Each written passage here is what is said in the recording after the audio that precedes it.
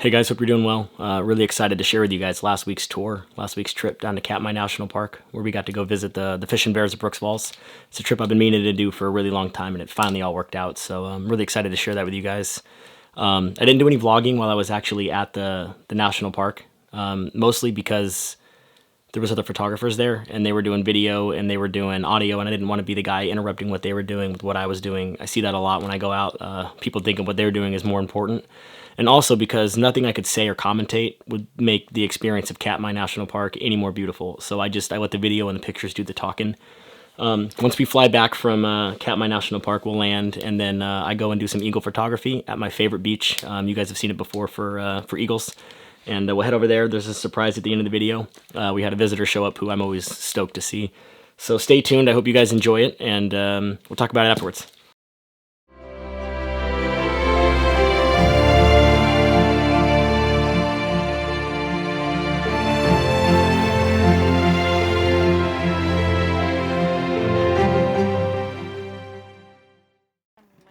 Oh,